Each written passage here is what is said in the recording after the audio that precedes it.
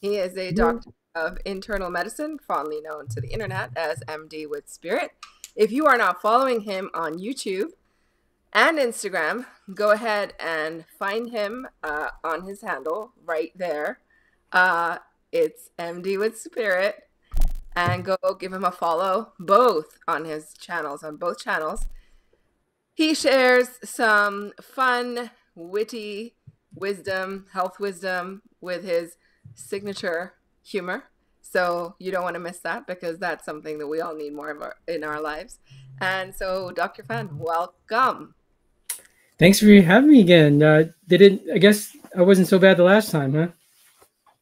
Oh no, you weren't that bad the last time. We actually loved having you. There was so much positive feedback. I'm just giving a quick um, uh, post on Instagram stories because I promised people I would let them know as soon as we are live. Right. So people are starting to jump on. We have a bunch of questions, and so Let me answer the real quick. I do telemedicine. If I do consults online, I'm trying to keep it low, but I do consults as a health coach or health practitioner, but not as your doctor. If you come and see me in person, I can become your doctor. It's just a matter of liability, and I want it that way because I can examine you. I can't examine you on online. Uh, we don't always need examinations, but it's just safer that way. And so I kind of split my online consult medical medium stuff with my conventional practice. Now, if you come and see me in person, we can talk about medical medium stuff, but we're not going to have 2 hours to speak or an hour to speak as much because it's a regular functioning clinic and people are getting in and out. So that's the split between. I do take most insurances. I don't take most HMOs though. So you'd have to call the office, and I'm in Spring, Texas. And the number, if you want, is 281-376-2200. And that's the front of it. Now, if you do online consultation with me, there's a different form and a different process that so it costs more too. So see me in person is cheaper. i.e., if you're in Texas, go see him in person, and if you are out of state, I have many clients who have actually booked consultations with him um, and gone and flown in to go see him and have made them their primary doctor. I'm just posting his phone number for his office right here. So Yes, that's the his. 376 stud was taken, so we had to settle on 2200 instead of 376 stud. Well, Dr. Fan, so you need it in your phone number. There we go. Yes. All right. Right. So our first question here is from Karen Churchill. She says, I have a question. Can a person who is on thyroid hormones due to a total thyroidectomy, can that person eat grapefruit while on Synthroid or Eltroxin? Yeah. So I think you can, because the fear is that taking grapefruit will increase the levels of levothyroxine in your system. But how does it do that? We don't really know. Perhaps they say it inhibits the liver enzyme pathway. Um, if you want to get off thyroid medicine or reduce it, at least you're taking grapefruit on a regular basis, then you would actually need less thyroid medicine, theoretically speaking, right? Because if grapefruit increases the levels of it, then you take less of it. So that might not be a bad thing. Is the grapefruit releasing thyroid hormone from your liver that you've had for 20 years or 10 years? It's like squeezing out. I don't know. Maybe that's the mechanism if we were looking at a medical medium standpoint. But I think you can, as long as you stay on a kind of a steady dose, and it isn't, you don't just like have 20 grapefruits all at once. It might be something that you can do. Yeah, I mean, that's a medical opinion, right? So you have it right from the doctor. Why is it that they tell you not to have grapefruit, Dr. Fan? Again, because it can interfere with the metabolism of the drugs, so to say, and you increase levels of levothyroxine, so you may get in too much, right? For the most part, most people, if a little fluctuation, no big deal. But if you feel like, oh, I'm having palpitations and kind of hyperthyroid, okay, maybe you should cut back on the grapefruit. Okay, nice to But as hear that. always, talk to your doctor, work with your doctor. I'm not Yeah. your doctor at this point, so Yes, exactly. So if you all don't know, if you are not signed up for this, the Ask the Doctor panel starts tomorrow. We have our first call with Dr. Fan, Dr. Joy Clark, Dr. Kibele, and Paul Bennett. So if you have not signed up to that, I highly recommend that you check it out. I'm putting a, I will post the code in the corner right up. You can go ahead and, I don't know why it's doing that. Does it show up? Can you see it? I don't see it. But in the chat, you mean? No, up in the corner of the screen. Here we go. It's the QR code. Yeah. Do you see it? I see it. I see it. All right. Okay. I'm going to. Somewhat blocked by the live and the live thing, but I don't know.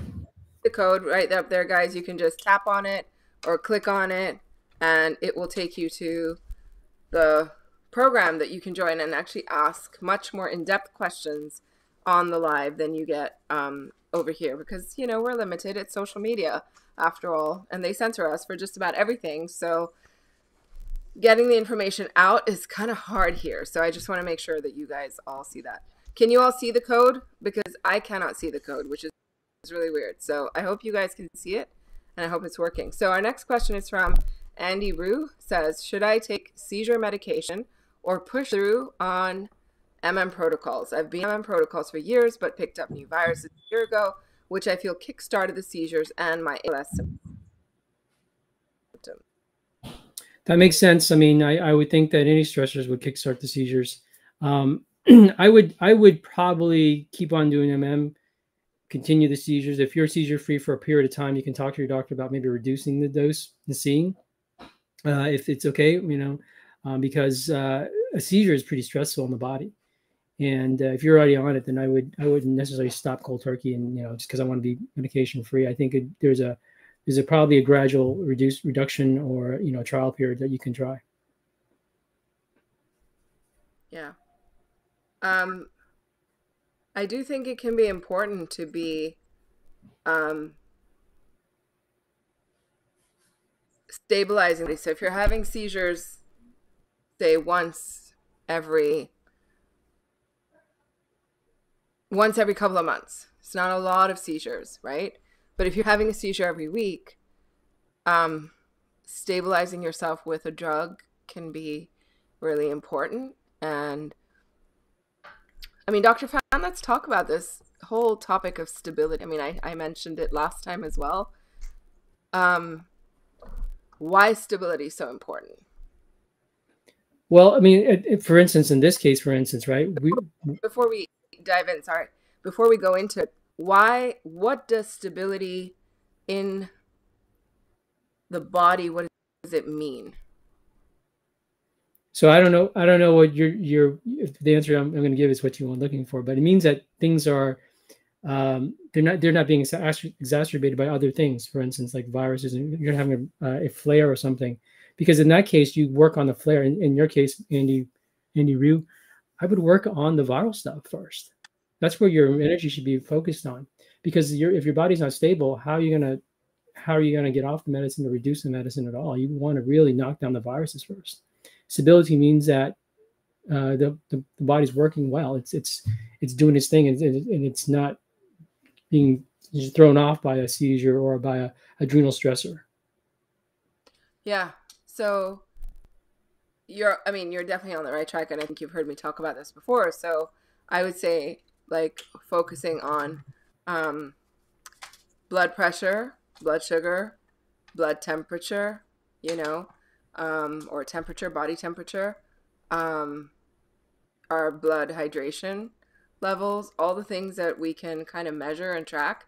I think they're important to consider in the stability question, plus pain. Like if you're in extreme pain, or you are not sleeping, if you're getting like just a few hours of sleep a night and not getting enough rest, and you're waking up exhausted day after day after day, all these things will reduce your stability. If you're not eating, if you're throwing up a lot, if you're nauseous and you can't eat, all of these things will cause your body to become a little unstable, because you're not able to maintain your blood sugar, you're not able to counteract adrenaline, well enough, you're not able to keep the body stable inside. And I think anytime the body becomes unstable, we anyway produce a lot of adrenaline, because that's what happens, right? When we become unstable, it's fight or flight, and it kicks in to help us make a better choice or decision in the moment. So what would you say in light of what I just shared?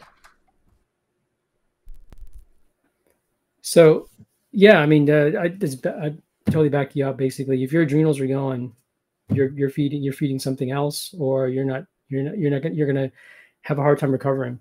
So, you know, Yeah. that's that. Yeah.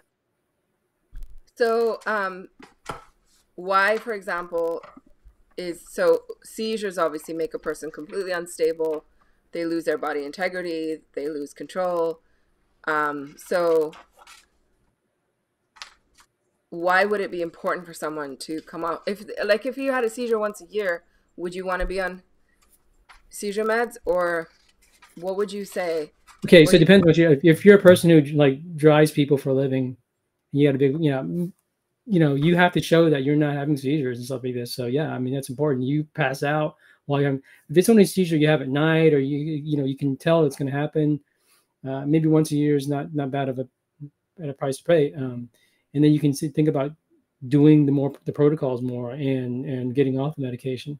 But I think you always worry the benefits and the risks of a medication. And if it's stabilizing you, then you keep on it, and then you come off later on. Work on for Andy Root, work on your viral stuff now, and it will come in time, hopefully. Yeah, especially if you have ALS symptoms, you got to kick them really hard, because ALS is a serious diagnosis, and you don't want to mess around with that one. Yeah. Okay, our next question is from Brents. Brents, welcome, Brents, to our call today. I hope you'll check out our program, because you can ask a lot more questions, get more in-depth answers there. Ask the Doctor starts tomorrow. So Brent says, I recently came off thyroid meds, T3 only.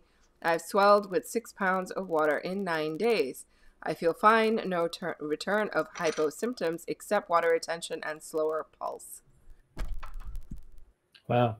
Yeah, so I've had patients like this who came off their thyroid medicines, sometimes abruptly, sometimes not. And they would have symptoms of classical hypothyroidism you learn in medical school, with swelling and fluid. The concern is that the fluid is building up, and it's going to build up in your lungs, and you're going to have a shortness of breath. And in one of my patients' cases, she had to go to the hospital to get the fluid off.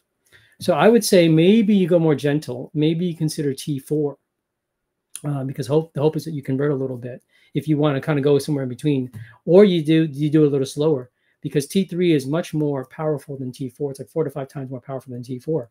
So maybe consider either getting back on the T3 at a lower dose to get some of that fluid off, so you can be more comfortable in your body, or think about T4 by itself, if you can do that.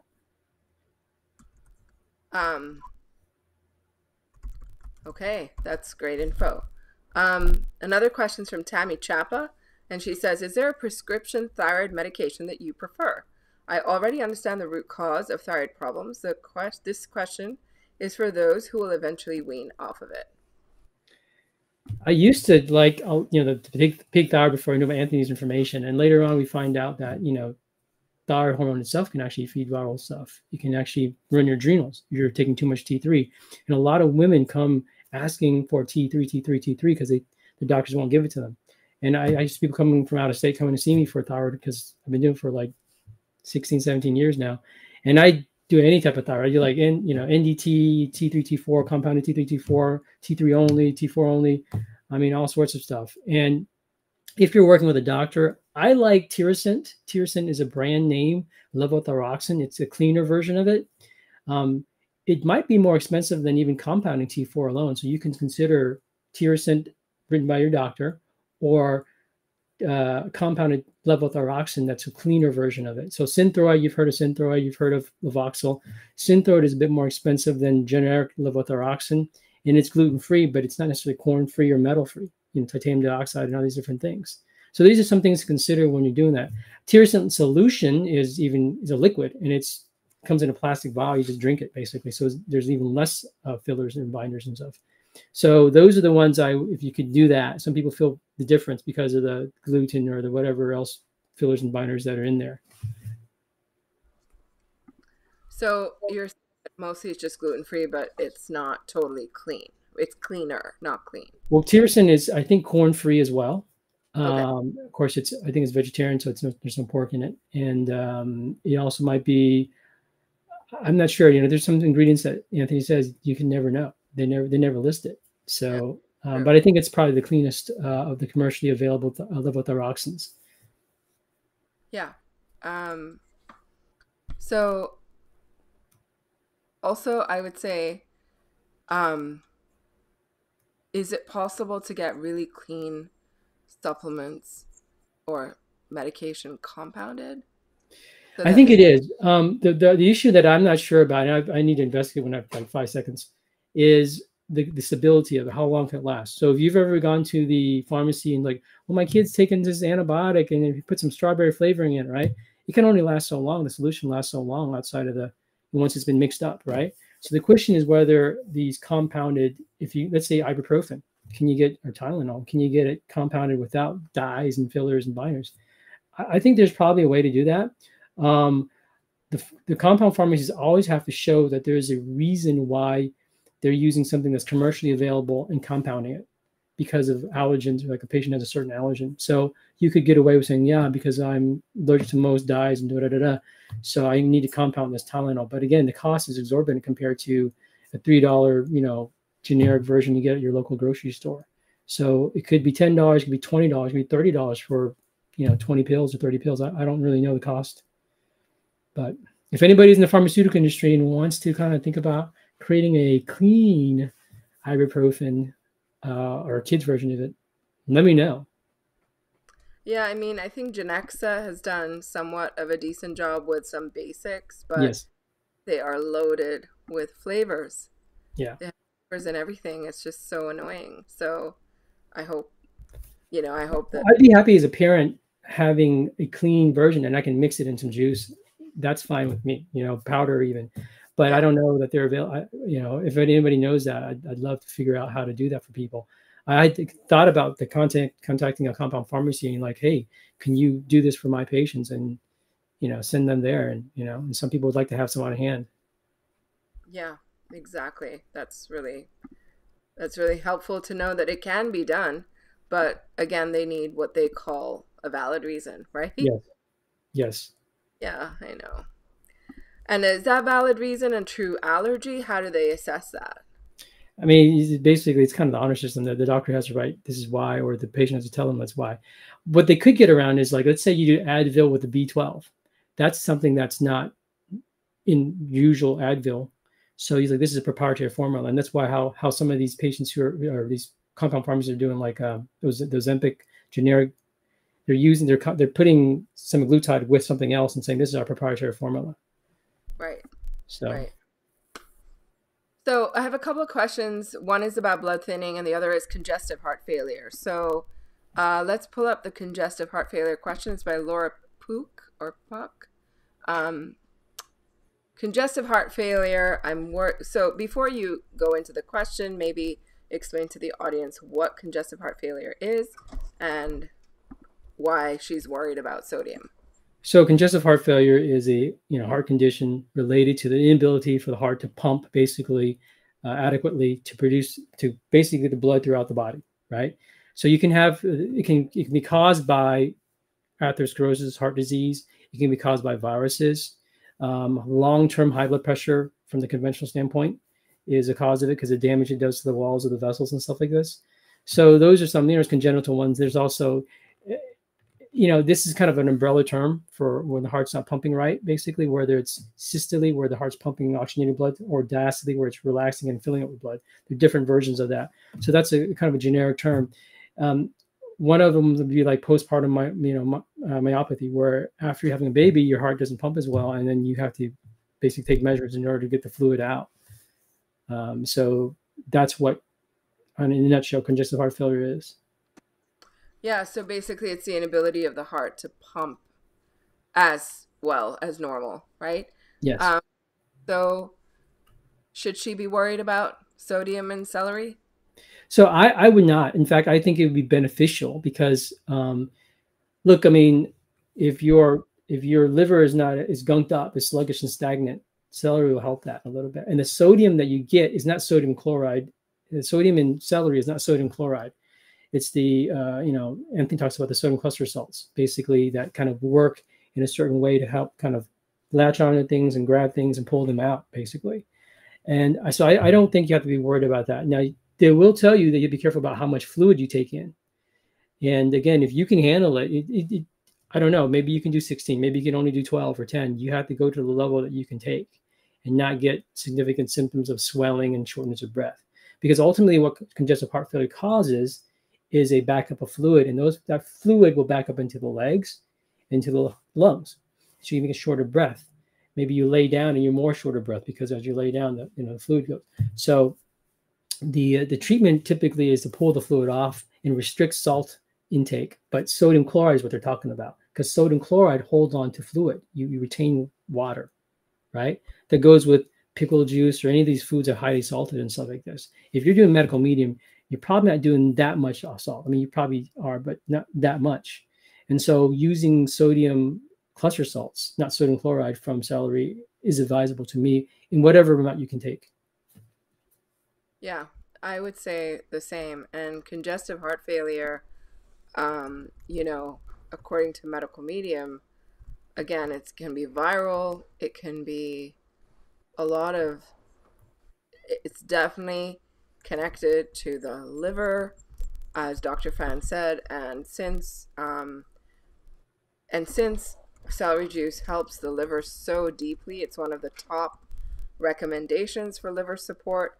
Um, I would highly recommend that you do that. And also, um, adding to that, um, if you haven't considered hawthorn berry, hawthorn berry is very helpful for all things to do with the heart. It protects the heart a lot, and any kind of congestive heart disease issues, hawthorn berry is super helpful. So if you, I mean, this is of course in addition to a whole protocol, but you know, start there. I hope that helps.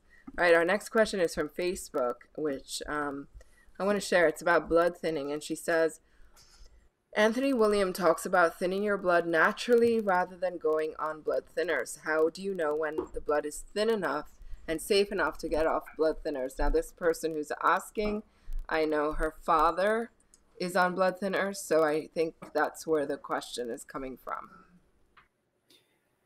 Traditionally, traditionally when people are on Coumadin, which is an old blood thinner, they may call it rat poison. It thins the blood, and they use a test called the PT-INR. Unfortunately, well, not fortunately, but fortunately, the new tests, the new drugs don't require to use the PT-INR because Coumadin is very specific and it can interact with a lot of foods that we eat that are healthy for us. And so these new drugs, these novel agents, they don't rely on, they're not affected by the dietary changes.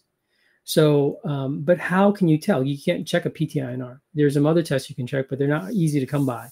So sometimes they fail too. So it's really hard to know what the natural stuff we're using is gonna like thin your blood to even measure. So it's really hard for you to say that. I mean, if you haven't done it, then you go plant-based. You reduce the amount of fat in your diet, and that's usually gradually. You have to do that. And, taking fat away right away is difficult for a lot of people, and they crash if they don't get enough calories. So I can't tell you there's a reliable way to say this is. I'm bleeding easily now, so I cut myself easily now. I'm bleeding easy. It's just hard to know exactly that you won't have an issue with the clot, because if this person's on blood thinners for a blood clot or atrial fibrillation, doctors are going to really cover their butt and try to put you on something. But I mean, that said, it takes time to thin the blood. Yeah. Like with liver stuff, you can't thin the blood overnight. It's not going to suddenly become thin, even in a few months of, using the right tools and getting in the hydration and what have you. It takes time because all that old fat and grease that's stuck in the organs and stuck in the, you know, tissues of the body, that will start to slowly release itself and eventually come out. So whatever you remove from the blood with the tools, you'll get more sludge coming in because it's going to pull it out of the body from various places. So it takes time.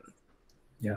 Wouldn't be in a rush to figure that out. And I think that when you, I mean, Dr. Phan, if, say, someone who has thin blood or normal blood, if you put them on a blood thinner, would that thin them too much and you'd see like bleeding or internal hemorrhaging or bruising? You could, yeah, you could. I mean, here's the thing: blood thinners don't cause bleeding; they make bleeding more prevalent, Easy. right? So, like if you've already got a little leak, it's gonna bleed it more.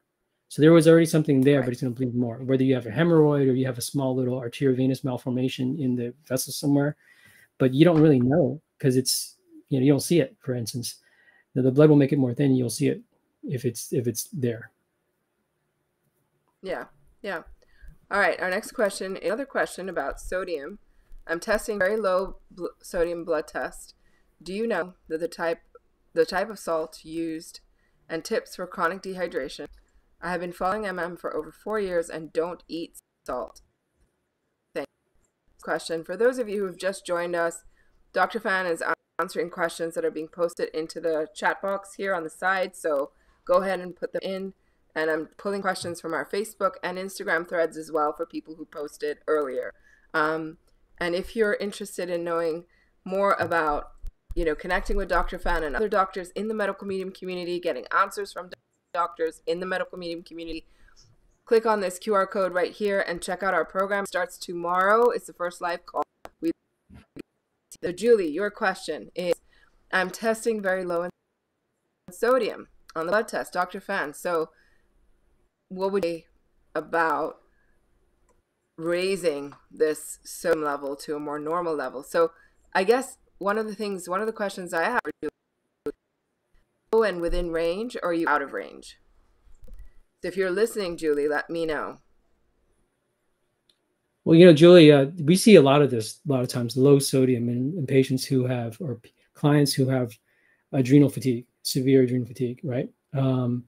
So, you know, your body's using the sodium to produce other things, and you want to bring the sodium back for sure. But again, not necessarily the sodium chloride, the salt. You want the other forms of sodium, and it takes a long time. It's not something that gets done like in 2-3 weeks or something. It takes a long time to get that right. When doctors see low sodium, they call it hyponatremia. They will tell you to stop drinking a lot of water, a lot of fluids and stuff, because they want to contract your volume so you don't dilute your sodium as much. And that's not really conducive to the medical medium lifestyle. Instead, you work on the adrenals, you bring in the sodium cluster salts and other sources. Like, you like dulse, have at it, you know, and it'll give you some other ways to get some of the sodium in your body, but it will take some time, and you don't just, it can be discouraging if you're like, I'm always low in sodium. But again, I don't know your whole case. I don't know what medications you're on. Sometimes medications can do that, but I'm assuming you're maybe not on diuretics. But doctors call it SIDH, a syndrome of inappropriate ADH secretion, when they can't figure it out. And they think you just your brain is reset to a lower sodium level. The reason why sodium being really low is dangerous is if you go from normal to really low fast, you can have like seizures and other bad things happen to the body. So when you have a long-term issue, it's most likely we're seeing that conjunction with adrenal fatigue, even neurologically. So, I mean, with low sodium, like Dr. Phan said, even in my practice, I see it a lot in people who are really, really adrenally fatigued. And the way to bring it up is you need more mineral salts. Actually, one of the things that you probably crave are mineral salts, right? You crave salty food. Julie's saying it's completely out of range, so she's off the charts.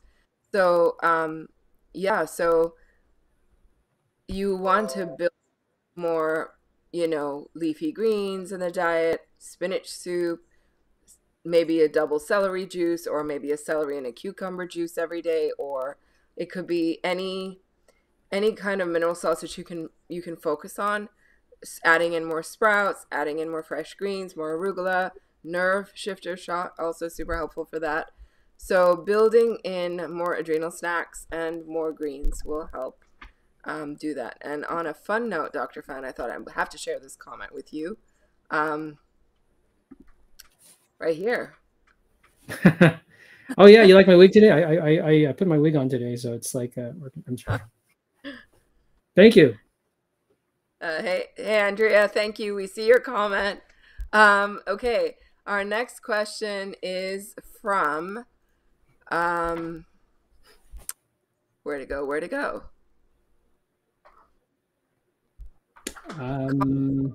They disappear sometimes.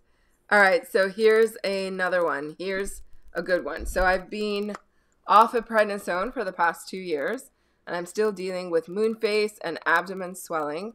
I have been working on my adrenals with all the MM protocols. I am told I do not have Cushing's.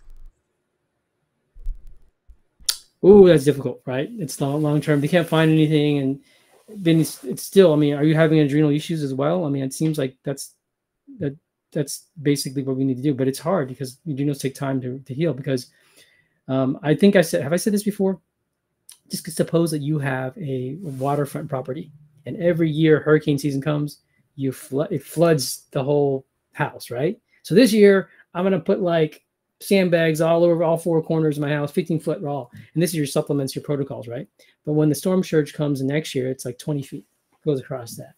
The storm surge represents your adrenal stress, and it can overcome your supplements and your regimen and stuff like this. So what are we doing in terms of our stress?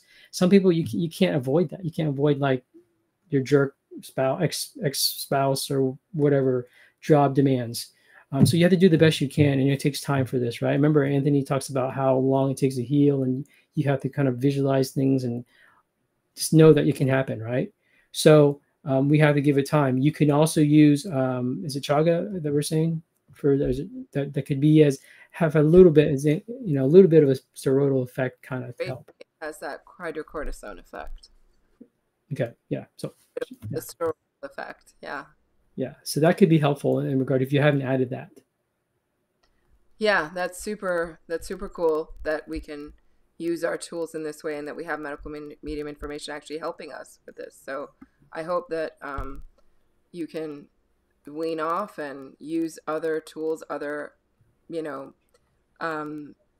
medical medium information to help remove this from the body, like pharmaceutical exposure shots and toxic heavy metal exposure shots and the advanced heavy metal detox smoothie and the extractor smoothie to really start to pull out these deeper layers of prednisone in your liver. I used to have that too. I was actually my weight issues all started when I went on heavy doses of prednisone when I was a kid, and I would blow up and come back to normal and blow up and come back to normal, and it's just been a long process for me as well dealing with prednisone. And I used to have prednisone shots because my asthma and allergies were out of control. I had nothing could control them. I would end up in the hospital unable to breathe. And so I had to go on long-term steroids. And so I would say that keep working with the adrenals, keep supporting the adrenals, keep taking care of them. Adrenal fight or flight stabilizer shots are good, but a lot of you're going to have to do a lot of cleansing. A lot of cleansing will help to remove that out of your body. So I hope that's helpful, Autumn. Thank you for your question. We have another question from Marie Milkiewicz, and she says, can you cure an infected tooth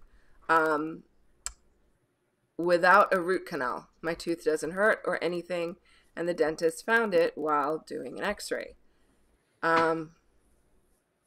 I know you're not a dentist, Dr. Fan, but what would you say? I think you probably could. You'd have to go really intense, and I think you have more experience than I do with this stuff as far as the dental things. Yeah, and I would say for sure you can. I've helped many people be able to deal with their tooth issues and not have to do a root canal or not have to take drugs or any of that. we are able to use the tools to help you. If you have an infected tooth, then I would recommend swishing with celery juice, bringing in things like golden seal, garlic, the turmeric garlic shots, and swishing with them, but without knowing where the infection is, how deep it is, where do they see it in the x-ray, how long have you had it, are you seeing visible swelling and pussing, or there's so many more questions that I would need to ask you to answer that question. But in a short answer, yes, you can. Many people in the community have been able to do that. All right, our next question is from where is it? We had one from Vicky Russell, which is a good question I wanted to bring up. I saw that one. He's asking about your opinion about IVIG for motor neuropathy. Your opinion on, let me find the question. What is Dr. Phan's opinion on IVIG for motor neuropathy? I believe that was the question. Yeah. I'm trying. As soon as I find it, I'll put it up on the screen. It's on Facebook. I see it. Yeah. Oh, it's on Facebook. You see it. Okay. Yeah. What did Dr. Phan say about using IVIG for multifocal motor neuropathy? So The thing with IVIG is that it's been used a lot when like sometimes like I don't know what to do. The neurologist like, let's just throw some IVIG at it, right? Here's the thing though. I think it can help maybe like temporarily, but long term, where do they get the IVIG in? IV intravenous immunoglobulin, right? Where do you think they get it from? It's it's probably pooled from other donors, which are young college kids, giving blood for like, so I get some pizza, man. I need some food. I'm gonna give you some, and they're pooling this. They say young healthy donors or young healthy donors. They're screening for HIV. They're screening for hepatitis B and C. I don't know if they're screening for herpes 1 and 2 or Epstein-Barr virus, right? So could your IVIG possibly have a little of these floating shingles or Epstein-Barr, and you're going to be exposed to that? Possibilities there to me. And so, we really want to work on protocols. If it really worked temporarily, you needed to save a life or something, or get you out of a acute crisis, whatever works, throw the kitchen sink at it to get you stabilized. But once you're done, you try to work on the protocols so that you don't have to keep on getting exposed to it. Because I think I've identified a couple of people where they're getting worse, and because they're trying to marry both medical medium and what their doctors in front of them is saying, and they're not listening to me. I'm like, look, you don't want to do that because long term you might be detrimental. Yeah, it's a tricky one, Vicky, because Dr. Phan, have you ever seen IVIG actually resolve an issue it's given for? No, I don't. I haven't seen it. I've had some cases where I'm. Yeah. It's a therapy that some people can say, like, look, Vicky, if it was like, take Synthroid and we know that you will stabilize because your numbers will stabilize, it's pretty clear cut, then you could do that, right? But it's something doesn't have a foolproof, it doesn't even have a track record of showing drastic improvement. And nearly everybody that I know who's taken it, they'll stabilize maybe for a little while, but then all the issues come back. So it's tricky. I don't want to say, I'm not a doctor. I'm not going to say don't do it. I'm just sharing clinical experience and observation from people who have done it. And Dr. Phan also doesn't seem to agree. So I don't prescribe it. I just see patients who get it from specialists like hematologists or neurologists and stuff like this. And my notion is that there's something more that we don't know what's in it. You don't know what's in it. You don't know if you got it from this, again, some college kids trying to get some pizza money, Yeah. All right. Our next question is from Amira Ali Dixon, and she's asking a really good question that I think a lot of people have. It's a very common question. Yes. I've been showing high B12 levels in my blood work. Should I be concerned? What does this mean? How can I fix it? Anthony wrote, I think, something about it, a little blurb about B12. You will have high B12 levels once you start that Vimergy B12, adenosylcobalamin and methylcobalamin. This is how I say it to people. It stacks up in the blood. But you don't know what's happening in your cell unless you take the cell out, which is a biopsy or an autopsy, and none of those are convenient to you, right? Because you're seeing what's in the blood only. You don't know what's actually getting into your bloodstream. If your liver is congested and stagnant, sluggish, it can't take that B12 and put it into the cells for you. So it's like having an Amazon truck stuck in traffic, waiting to deliver the goods to your house, but it can't exit off the road because it's stuck in traffic to give you the B12, give you your order, basically. So when you see a high B12 level, it does not necessarily mean that you have a lot. It may mean you're deficient in the cell, actually, is what Anthony says. So it's a water-soluble vitamin. It's not going to cause damage like as much as a fat-soluble vitamin takes that can stay there for a long time and take time to go down. So I think I routinely see high levels of B12 levels, and you'll hear from other doctors, "Get off that B12. You're on too much. You're going to cause yourself." And no, you won't. Now, if you're taking crap B12, cyanocobalamin, cyanide, maybe. But especially if you're taking injections too, you're going to see high levels, and you think you're good, but it's not telling you the whole story.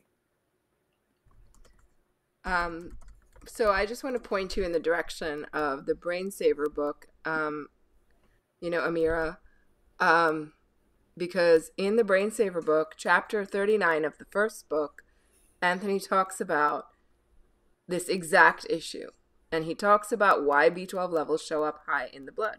So let's talk about why. So hopefully this will be educational for many who are listening, because this is a common problem and a lot of people do not understand why this is an issue. So the reason this becomes an issue and why you see high B12 levels in the blood, just like Dr. Fan said, it's like the B12 is parked on a highway and it cannot get off and get into a cell. But what prevents that?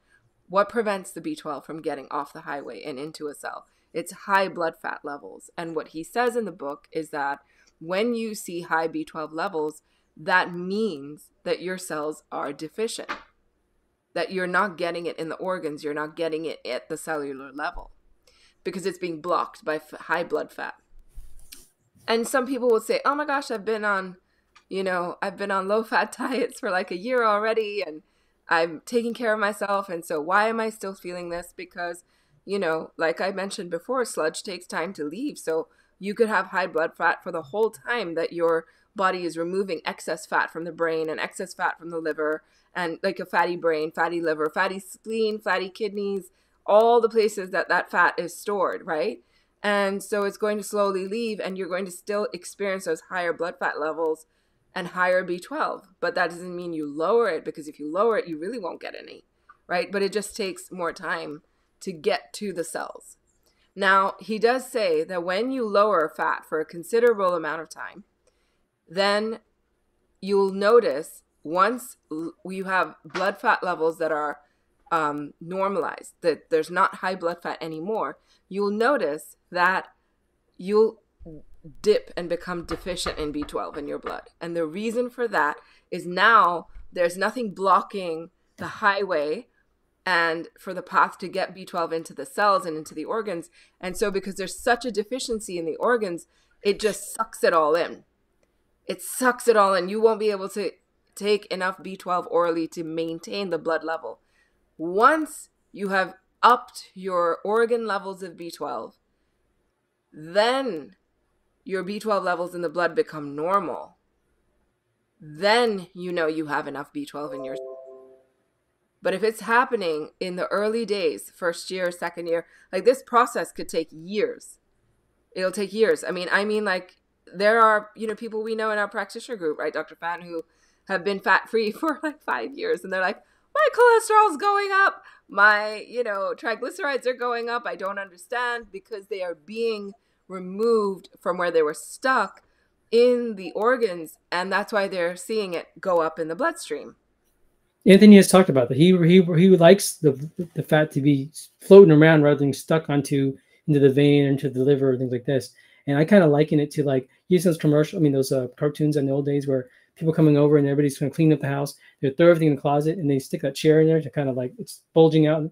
So if you take a medication, you're going to statin drug, you throw everything into the closet, and then you're just waiting for that chair to break and all things come out, right? So he likes it floating around rather than stuck into one area. But of course, that's not what conventional doctors will tell you. Yeah. So, Another related question is, what is the normal B12 range? Well, on the lab work, if you look at LabCorp requests that I use typically, you'll see anywhere like 239 to like 1200. That's a big range, right?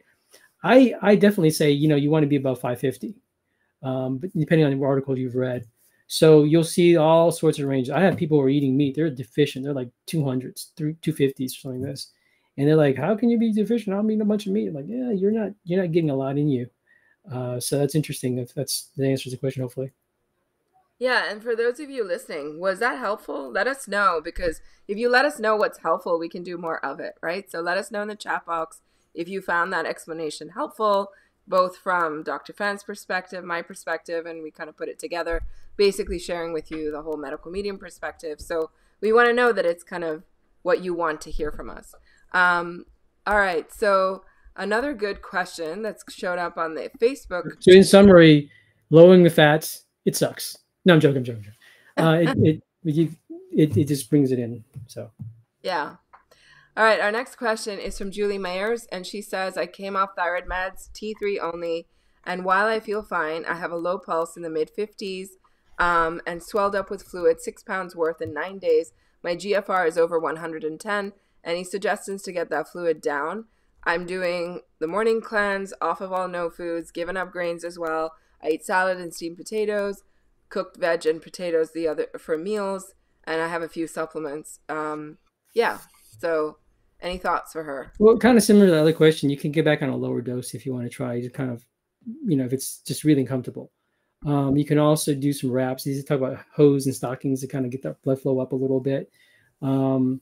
Some doctors will give you diuretics and stuff like this to kind of get that fluid off right away. But again, that's a temporizing measure. It depends on what you feel comfortable about doing. If you want to bring a little bit of reishi, maybe reishi would also help a little bit, but it's hard to say whether that's going to help or not. But the thing is, I don't know. Are you on licorice? Would licorice be helpful as well? She is on licorice, yes. Okay. Yeah, so I would consider maybe getting back on a lower dose to see if that kind of stabilizes things a little bit, because it's a lot of, you put a lot of fluid on there, it's uncomfortable. Yeah, totally. All right, our next question is from Susan Horan. She says, what's the best way to control pain post a lung surgery? I'm taking Cal Poppy mostly and the Genexa acetaminophen daily. And today is 2 weeks post-surgery. What kind of surgery was it? She didn't say. She didn't say. No, she didn't say. So it kind of depends on the surgery. But also, I like even if it's not a clean ibuprofen, ibuprofen's a little stronger. So if you can take it and you don't have an allergy to it, or you're bleeding issues, you can alternate. The thing, even if it's a clean acetaminophen or paracetamol, it can affect the liver. It makes the liver tax a little bit. So if you can kind of alternate a little bit, that's good. Icing an area, if it's okay to ice, depending on, again, what surgery it is. Some bone surgeries, they don't want you to put ice on it because they want you to become more inflamed, so that it comes and kind of granulates the tissue. So it's been this far out. You could try some ice. Some people like heat because it relaxes the muscles around. It depends, again, what it is, and if it's an open wound, a closed wound. Consider homeopathy. Muniz is an expert on that one. There's different types of homeopathy that you can use. Yeah, I just wanted to post up this nice little comment here. So nice to see you both, says Tasha. I'm in a program with both of these amazing teachers. Highly recommend learning from them. Thanks, Tasha. It's amazing to have you in our programs as well. And love, love, love the work. Thanks, Tasha. How much I owe you? I'm sorry. Checks in the mail. Thank you. All right.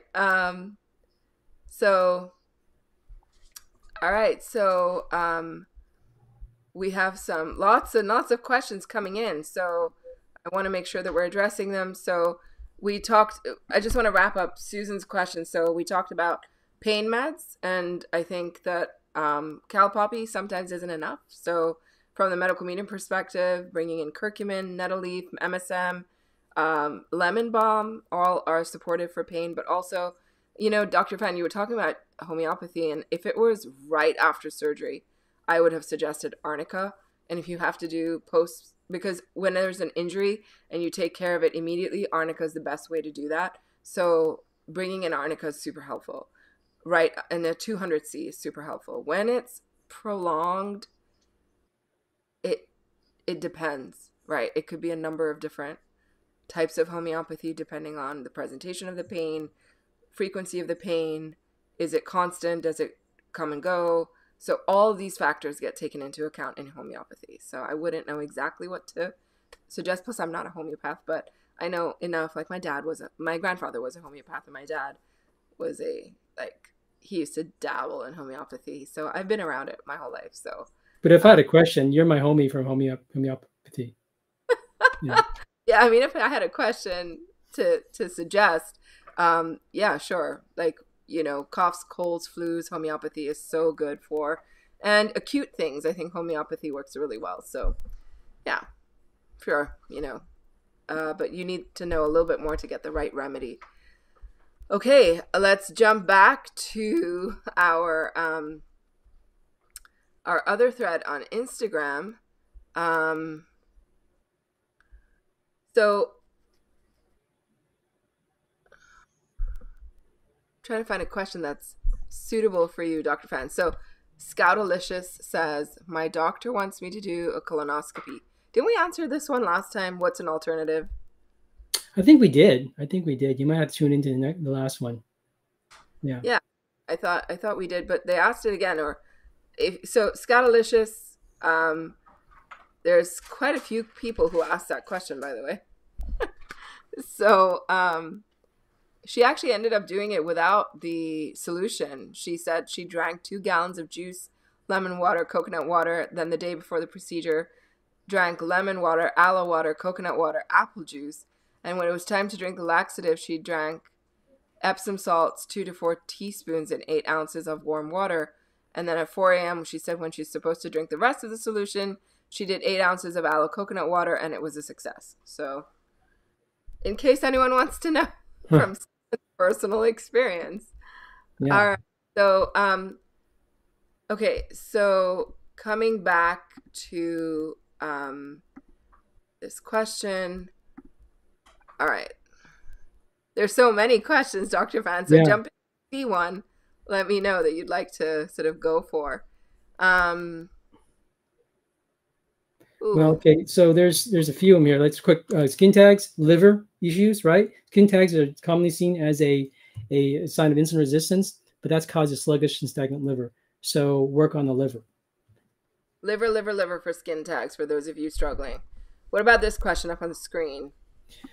35-year-old drinking 16 ounces of celery juice and throat was swelling and painful before and after. Doctor said she's allergic to celery. I don't think so. I think you might go slower. Maybe you do cucumber juice instead because the celery juice is just killing things or releasing things so fast. So there's this question sometimes when people have a histamine reaction or MAST, where they're like, I can't take any of this good foods because every time I take this, I have this reaction. I'm like, well, that means that the food is healing it. It's pushing things out. It's killing things or pushing things out. So you have to go slower or find something else that you can do to start removing toxins. And at a point in time, you'll be able to bring some of these things in. When? I don't know. It depends. Work with a practitioner. Yeah, I agree. So there's another question from Ann88. She says, hello, Dr. Fan. I'd like your advice on ways to receive painkillers from an MD. I've been to 7 different docs in the last years. I've had multiple blood draws, MRI scans, CAT scans, ultrasounds, more examination, and I turn out to be healthy according to the conventional world, but I'm far from healthy. So she said that today I had a session with Vanessa and I was advised to use painkillers to avoid being on adrenaline from the pain. The mild painkillers of the chemist are not strong enough, so she was on Tylenol and ibuprofen. Do you know ways or have advice to get stronger painkillers when doctors aren't supportive or understanding? It's difficult because, a lot of people have to turn to illicit drugs to do this. And I don't recommend that because you don't know what you're getting. It's dangerous, whatever it is. And they'll label you as a drug user, basically. This is a big fear because of the opioid crisis, the whole issue with that. Doctors are now more, reluctant to give medications. In fact, it's harder to give. Doctors have to use certain forms. You have to use electronic prescription sending and all these different things. So they'll typically peddle you off to a pain management doctor. The pain management doctor is seeing all of these drug seekers and normal people who have real legitimate pain. And so they have to be very careful about how much they dole out. Otherwise, they may get litigated against. So you have to prove that there's a reason why. But if there's a viral issue, you really can't find, it's really hard to image or see it somewhere, right? So in those cases, if a pain management doctor won't help you, because let's say you have fibromyalgia, in that case, it's best to see a rheumatologist and get a diagnosis and have the rheumatologist try different things. And of course, you don't want to come off as like, I need some pain medication, I need pain medication. You don't want to do that. You want to say, look, I've tried all these different things, and they really think they think it's mental or supratentorial, but in reality, I'm in pain. I don't want to be in pain medication. I really don't, but I don't want to be in pain either. And because I want to get off eventually. And so maybe the rheumatologist could say, look, I'm going to give you this. They'll typically try you on some antidepressants. One of them is like Cymbalta. It's been known to be helpful in fibromyalgia. But, there are all side effects of these medications. So, the hope is that you're on it temporarily until you can manage your adrenals and work on protocols that will help suppress the inflammation and the pain thereof. But you could try a pain management doctor. You could find a rheumatologist. And if that doesn't work, find a doctor or a nurse practitioner or a physician assistant who has some compassion, because they want to help you out. And if they see that you're not being a jerk or trying to manipulate the system to get, medications, then they'll try to be there. And you have to come often and show them, like, I'm ready to do drug tests, I'm ready to do whatever, just to show in good faith that I'm really in pain. I'm not necessarily trying to game the system. Yeah, I mean, she's bedridden, so I think it would be a question of trying to get someone over to her house or trying to get some support that way. She says that she had a brain injury, and she had a really big metal pole hit her head, and she had a traumatic brain injury, and she's had several. And she said, and I'm reading from what she's written, she said that he told her that metal pole injuring her head would have no effect on her brain, and she's been left with almost permanent headaches. Yeah. I mean, the thing is, it's your word against his or whoever doctor is. And you have to find somebody who's going to, I mean, it's hard, because now doctors will see you or they can't get to you or whatever it is. But you have to keep on looking for somebody and bring in the angels to find somebody who will help you and write a prescription for you. It's difficult depending on what state you're in, because I can't write out of state narcotics and stuff like this. So you want to find somebody who can try to work with you. Yeah. So important. So important. So if you're all just joining us right now, thank you for hanging out with us. We've got more questions that we're going to answer. Meanwhile, if you would like to, get your question answered, be sure to post it into the chat so that we can see it and answer it. Jane, I answered your question in the chat. I posted the link to my, hold on, I didn't post the correct Golden link. Seal Eye Wash. It's Golden Seal Eye Wash. It's on my blog. And if you guys are not, actually signed up to my newsletter, I highly suggest that you sign up, because right here in the corner, there's you'll see the link to the QR code for the Ask the Doctor program that starts tomorrow. But if you'd like to sign up for our newsletter and just kind of get on there, just scan the code right there and join us, because it's free. We send it out every Friday with awesome health tips. Right now, we're in the middle of doing a series on emergency support and emergency prep, and so many of you have asked us about that. We expect some kind of emergency events to be happening this year. They've put it into the system already. Lots of talk about this at the World Economic Forum. So, we've been doing a series on that to help you guys out. So if you want more of that, go check that out and sign up to the newsletter. And coming back to a few more questions that we have time for today. So how would you break it? As somebody asked, Wendy is asking, how do you break an antibiotic cycle for UTIs? A lady in her 50s has been having them every month, and she's had them since childhood, but she's been following MM for 3 years now. It got better at first, but now it's increasing in intensity, and she's on antibiotics monthly without them ending up in the hospital. And if she doesn't take them, she's in the hospital on IV antibiotics for her UTIs. So any thoughts on that? Yeah, that's difficult because she's probably colonized by now, and she's colonized with multi-drug resistant or drug resistant strands of the bacteria, and they would temporarily help, but now she's had to rely on IV stuff. So, are you doing golden seal shock therapy? Are you doing golden seal like for 4 weeks instead of 2 weeks on, 2 weeks off, 4 weeks on, or something like this, 1 week off? Depends on, again, a practitioner, Muniz, could probably help you better, but you would be doing the golden seal more probably higher dosing and more longer term, and then adding D-mannose, right? Some people will actually get Elura, which is the urologists don't like D-mannose. They like Elura, which is a cranberry supplement.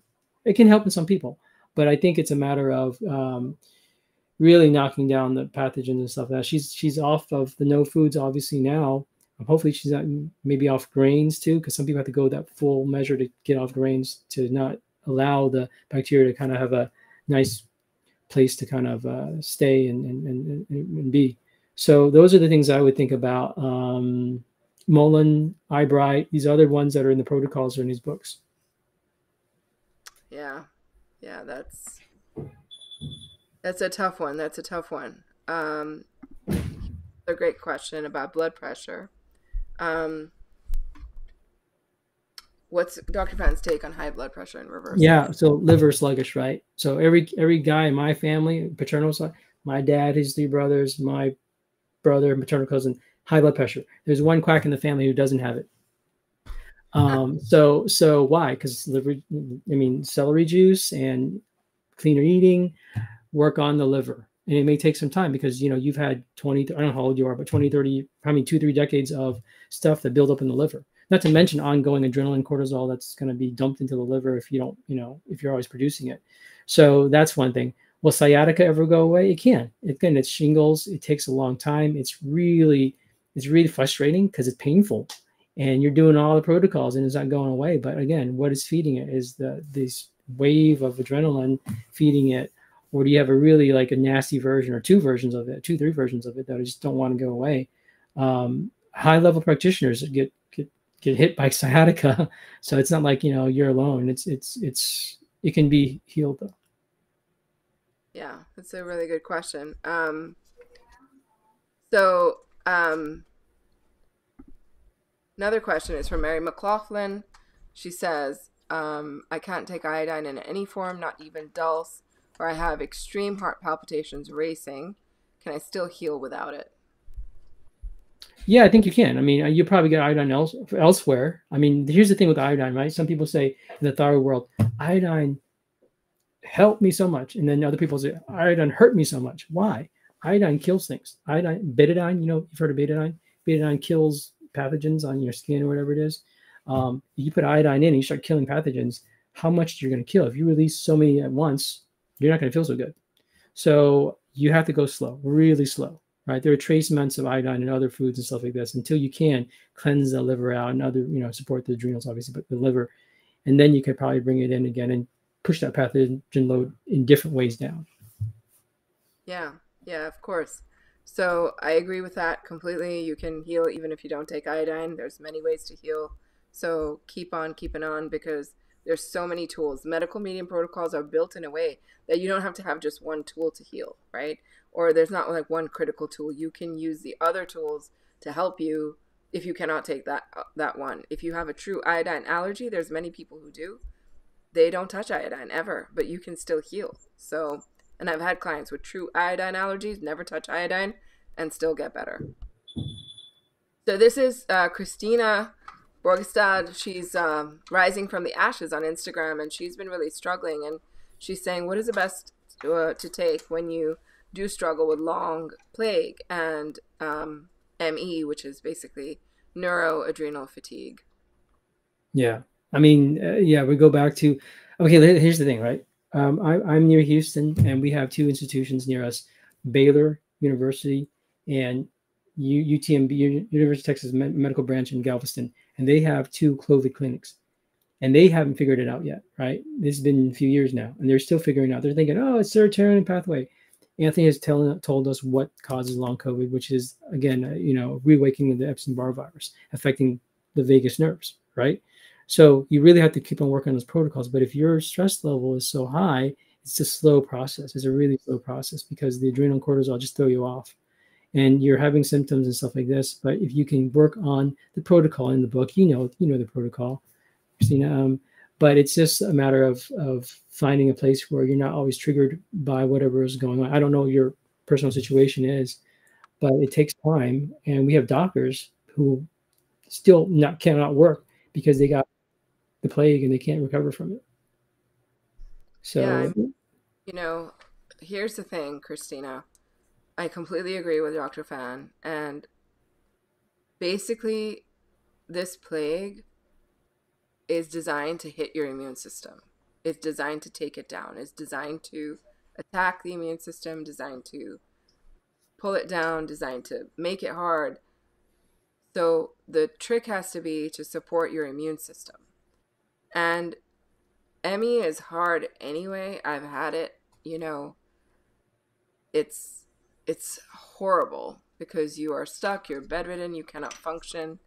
And it's cranial, it's neurological, and adrenal, right? Because if you have one, you've got the other. If you have neuro, then you often always have adrenal fatigue too. So with this, I would say it's a long-term plan on healing the immune system. And for that, it's building, doing rounds of Z-shock therapy, rounds of C-shock therapy, rounds of golden seal shock therapy, rounds of propolis shock therapy, rounds of Time T shock therapy, taking the Total Immune Blend supplement to support your health. Propolis, so critical for neuro stuff and brain inflammation. And so doing propolis shock therapy, for example, bringing in curcumin, which attacks, against brain inflammation. And all of these tools will help build the immune system, but so will things like burdock root, which boosts your white blood cell count, right? And pomegranate juice, which will boost your white blood cell count and your red blood cell count, and cherry juice, which will strengthen your blood, and things that will strengthen you from within, like red clover tea will give you more stamina. We were recently in a practitioner call talking about a herb that Anthony has talked about a little bit in the past called gynostemma. And gynostemma gives you strength and stamina to build back. I've given many people red clover and gynostemma, and they have seen improvements in their strength and ability to fight back. And even though it doesn't, there's so many qualities to energy in our bodies. So for example, somebody just asked, does celery force give you energy? And I said, it helps brain fatigue, which is different than adrenal fatigue. Like, your brain is slow, but you have energy and you can move around, you can do your stuff, but your brain's not working. Dr. Fan, I'm sure you and I have both. I know I have had brain fatigue at times. I'm like, oh my God, I can't think or whatever, right? So the brain kind of slows down, and celery force can help with that. But so you can have, having been on Mattress Island, there's a feeling of complete weakness. You can't function, you can't move, you can't walk, you don't have strength, and fatigue that hits you so hard. So you have to build these different areas, Christina. You have to build in the where that strength comes in, right? With the herbs like red clover and gynostemma and nettle leaf, the adaptogenic herbs. So you really want to bring the adaptogens in when you're struggling with your strength and immune system. And then you want to bring in the adrenal support herbs like the licorice root and the ashwagandha and the adrenal health formula. So it's like when you're looking at a case, you have to look at all these different elements in order to put it together so that somebody can take those next steps and feel like they're making progress, right? So I hope this helps. I know you've been struggling for a while, and I hope that it makes a difference to you with some of these tips. Maybe even if you can do IV vitamin C, you can find a practitioner who can help you with that. Yeah, that can also make a difference. I know you're in Scandinavia, so I don't know if it's easily available to you, but that would be something that you can do. All right, so I know we're headed towards the end of our session. Do you have room for one more question, Dr. Fan, or? Sure, why not? Okay, why not? So Um, let me pick a good one. um, there's so many good ones. It's so hard to pick. All right, so Gen Yeah. 9, both my boys have a tic, eye blinking, shoulder shrugging, and throat clearing, which is probably from heavy metals, I'm guessing. Is there a supplement or homeopathic remedy that could help while we are healing? You're doing the heavy metal detox smoothie. You got magnesium and maybe some neuromag in. Um, I don't know, minis. What would you throw in there? Um, I throw a lot more magnesium. Neuromag, yeah. Neuromag and mag glycinate. I agree with you 100%. Um, I'd probably throw in a little bit more, maybe ginkgo as well, and gotu kola. So ginkgo and gotu kola are two herbs that are very helpful for, brain neuro issues, giving some relief, especially gotu kola. It's by Gaia Herbs. So I hope that you, What do you think about skullcap? Would that be? yeah, skullcap too it can provide a little relief. Another one is celery force. It can provide some relief as well. So try those out. And cal poppy. I would do a little bit of cal poppy. You can't do too much. I don't know how old your boys are. You have to be a little careful. So follow the shock therapy guidelines in the Brain Saver book for kids, and follow those. Those will make it easier and better. All right, guys, that's all we have time for today. Thank you. Your questions are awesome. I know we want Yeah. to answer them, but Dr. Fan has a patient schedule, and I know he's able to sort of come on and help us out and talk to us and answer our questions, which is amazing. If you have not signed up to our newsletter yet, there's a link. Please sign up. It's free. You get great information. We never spam you. We always send out some hard-hitting health journalism in a way. So I hope that you will check it out. And Dr. Fan, thank you for being on this call. And tomorrow we do Ask the Doctor. So he'll be on there. We'll have other of our other doctors on there as well. If you are interested in joining this panel, there'll be 4 calls in the year. Tomorrow's the first one, and we have one every quarter of the year. So it's going to last a while. But you get to come in and ask really good questions and listen and gain answers and insights, right? So even though we won't have time to answer every single question, we make sure that we're answering questions to make sure that people are getting the kind of support they need, because a lot of the questions that we're wanting to answer are what to do with medications, what to do about surgery, what to do about pain, all the medical stuff. And doctors are there with their specialties and their knowledge. So I hope you'll come in. I hope you'll check it out, because it's designed for you. You guys love these Q&As, and that's why we created a place where we could go more in depth, because here we're a bit limited. And Yeah, and I get to cuss more. yeah, he gets to cuss more. He wants to be more of himself. So anyway, thank you all for joining us. It was so fun to do the Q&A today. I will be posting the link, and we will see you on the next one. So we'll be doing these more regularly. Check it out. And I'll talk to all of you. See you on the interwebs and the Instagrams and the Facebooks and the YouTube. So thank you. Go follow Dr. Fan. He is right here. His handle is MD with Spirit. Go check him out on YouTube and Instagram. Follow. And we will see you very soon. Bye, everybody. Thanks, Dr. Fan. Mwah. Thanks. Bye.